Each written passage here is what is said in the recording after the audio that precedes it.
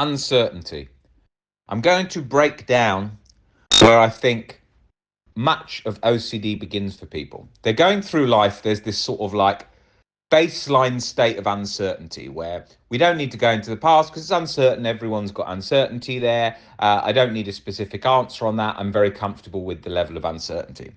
Then an event happens that is comes out of the blue. It's uncertain and it suddenly shatters your comfortable view of uncertainty. Something so scary occurs that you think, how on earth did this occur when I was feeling so safe with the uncertainty? Now you no longer trust uncertainty. Now it's bolted on, right? Now, when that occurs, you've lost track of where that baseline state of uncertainty was because this event has shattered that. So you think, did I even feel comfortable with uncertainty? How did I ever feel comfortable with that? And then becomes the chase for control, right? So we need to remember, and this is by no means all of what is needed in recovery, no chance, but we need to get used to, hey, I was more comfortable with uncertainty before, and I can get more comfortable with uncertainty again. Uncertainty isn't dangerous in the mind. Only when events occur that we weren't expecting do we then not trust our mind.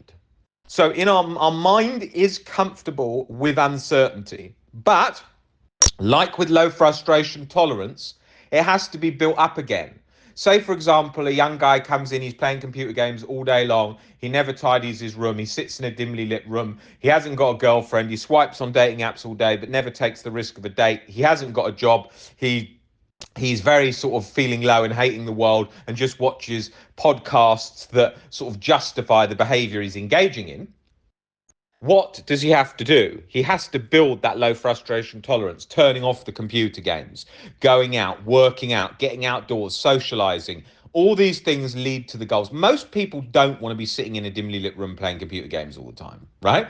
They convince themselves they do because they sit scrolling on TikTok, it feels comfortable, eat a bag of chips, play computer games. It starts to feel like that. But when you give someone a nice girlfriend, you give themselves working out, feeling healthy, you give themselves socializing and getting on with people. You give themselves a job that they enjoy and they get involved in. Most people then start to observe that as leading to unhealthy cycles in the mind, leading to a place they don't want to be. Okay? That's not saying that everyone wants to be that. Not at all. Nothing wrong with being single and enjoying being single and doing different activities, but just staying in bed all day playing computer games, realistically, most people don't want to be doing that. The same as that term that gets used on social media, like, oh, I just love to bed rock for hours. No one does. You feel like crap. Your body isn't worked out. You haven't achieved or done anything. You're not going anywhere near your goals. You're just sitting there. That ain't great.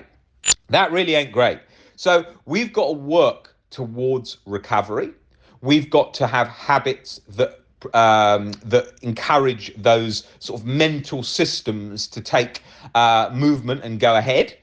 And if we do that, then our life starts to improve. When I'm sitting here now, right, I'm in Barcelona, I'm on holiday with a girl I'm currently going out with, and I don't sit to myself and think, oh, I would rather be in my bed with chronic guilt and anxiety just watching DVDs on a laptop.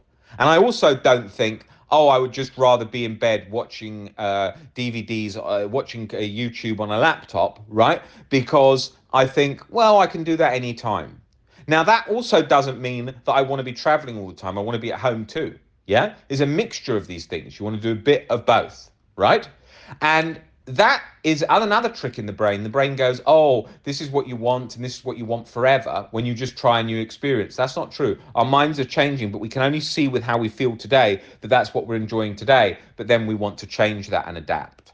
Okay? So we've got to get used to uncertainty. We've got to realize that our goals are going to change and our ideas are going to change. And we have a rough idea of the direction we're moving in, but we can't get certainty and control over that. And we have to be very aware of the rigidity in our mind that encourages and boxes in anxiety where it wants to be. That's its best way to function, with those roots in the soil being rigid, black and white thinking. That's what it needs to live, right? It doesn't like flexible thinking, high frustration tolerance, getting comfortable with uncertainty, accepting worst case scenarios, a deep level of acceptance towards life, ourself, and others. That is the goal. That distinguishes the flames of anxiety.